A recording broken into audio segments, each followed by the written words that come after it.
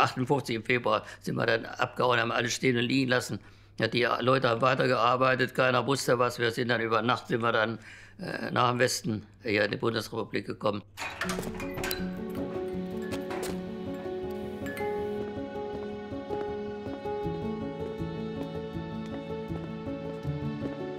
Mein Name ist Rudolf Zeyer, bin auch Metalldrücker Gürtlermeister und habe den Betrieb eben hier so aufgebaut und habe meine Leute angelernt.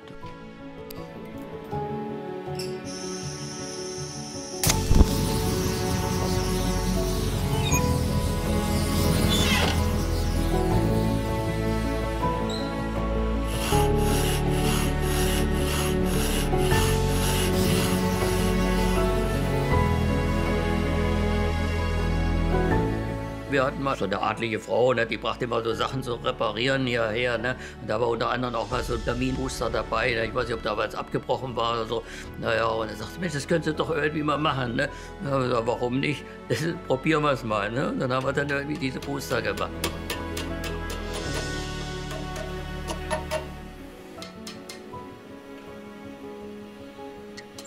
Die Funken sprühen, die Schweißnaht glüht, ist ein Liedtext und ja, es ist halt, gehört da Metalldrücken, das Schweißen mit zu, das Gießen. Das ist natürlich, sind sehr, sehr spannende Techniken. Ich bin Dirk Zeyer, bin Metallgestalter, Metallrestaurator. Für uns als Kinder war das natürlich eine ideale Situation, weil man hatte ja hier so 2, 3 kleine Möglichkeiten, bescheidene Maschinen, die hier rumstehen.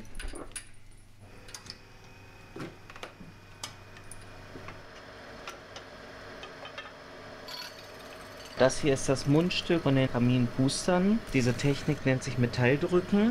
Die Literatur sagt, die Technik kommt aus der Industrialisierung, also 19. Jahrhundert. Wobei es Funde gegeben hat in dem Buch von Alfred Nutz, Die Kunst des Metalldrehens bei den Römern. Da werden römische Funde erwähnt, wo eindeutige Drückriefen zu erkennen sind. Hier sieht man das im Prinzip, diese radialen Riefen. Und die deuten eben eindeutig auf diese Technik hin.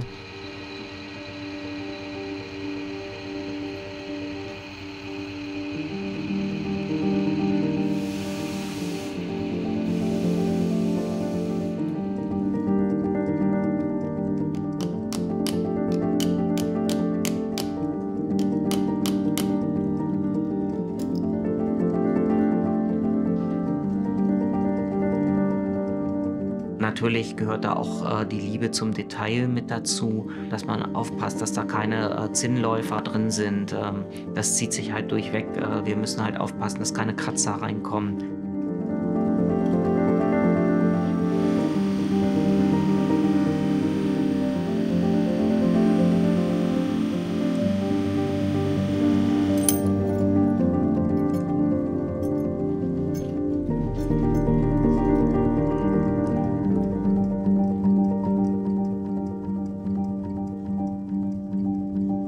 Mit 14 Jahren bin ich in die Lehre gekommen, habe in meinem Vater seinem Betrieb Metalldrücker gelernt. Und dann musste ich genau wie die anderen arbeiten an der Drückbank gleich am ersten Tag. Immer das Gleiche, kistenweise. Wenn da irgendwas dabei nicht so richtig in Ordnung war, da kam der Meister, den ganzen Pott hat er mir über den Kopf gekippt. Das ist heute nicht mehr möglich. Ne? Das ist mein Gesellenbrief. Wenn man dann aufschlägt, hier, dann ist erstmal drauf, hier, wir wollen den sozialistischen Menschen erziehen. Das ist erstmal wichtig, das Wichtigste gewesen. Ne? Und dann kamen eben, wie gesagt, hier die ganzen Sachen. Das war am 31.08.1957 habe ich die Gesellenprüfung gemacht.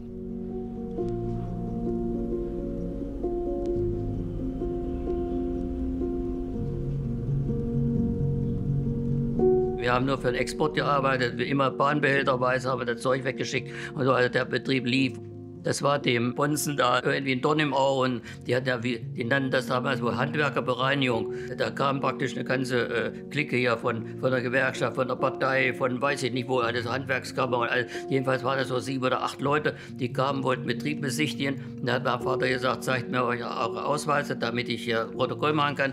Der war da, ja, wo gibt's denn sowas? Das ist da. Und dann sagt man, erst die Ausweise oder raus. Na, und dann haben sie nichts, haben sie protestiert, sind abgehauen, sagen, sie werden von uns hören. Und das war dann der Anlass. Dann musste man sehen, dass wir weg haben, sonst hätten sie meinen Vater weggeholt. Dann, ne?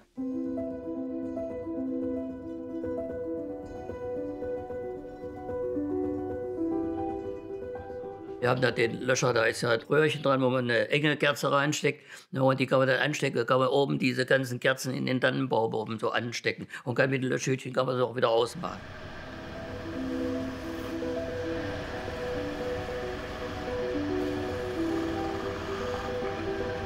Man geht dann ins Bett und macht Gas, auf einmal da wacht man auf und lässt sich das so durch den Kopf gehen. Auf einmal, ach, das kann man ja so machen. Und dann möchte man am liebsten aufstehen und das probieren, ob das überhaupt so geht. Ne?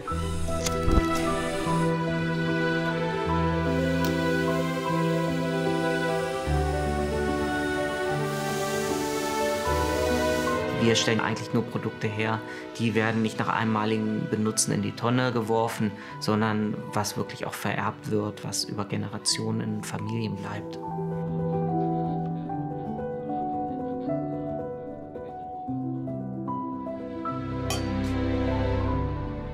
Das Besondere ist, wie gesagt, dass wir erstmal, dass wir diese Stöfchen von Anfang bis zum Ende eben alles selber machen. Und diese Entwicklung, na, die Werkzeuge dafür, die habe ich auch alle selber gemacht.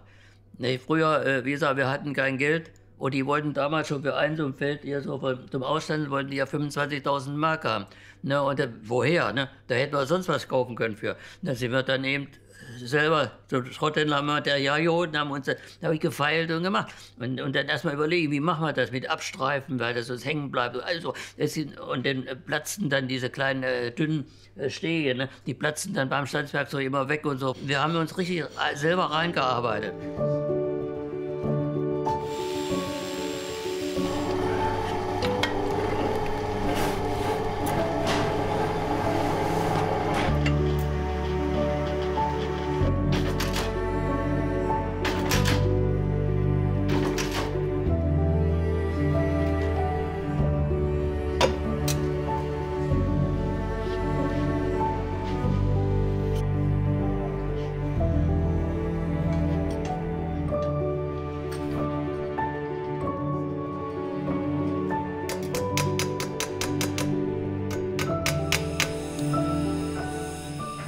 Und die abgeknickten, die legen wir dann hier rein. So, so. Und dann werden sie geprägt. Ja, das ist das Prägwerkzeug hier. Löwenfüße oder Vogelkrallen oder sowas. Die sehen eben ästhetisch aus und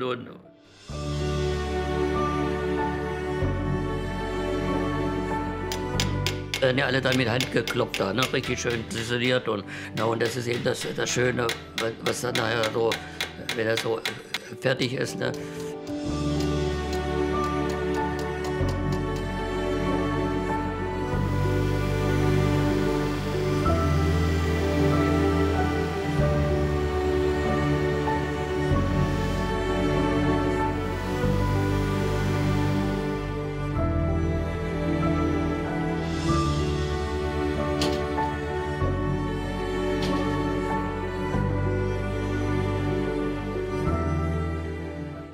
Oh, nein, jetzt soll ich das beschreiben. Das ist, und man ist eben mit Leib und Seele eben, ist man dabei bei der Arbeit. Man hat seinen Spaß dran, wenn er so fertig ist. Ne? Das ist schon die Seele eben. Ne? Also,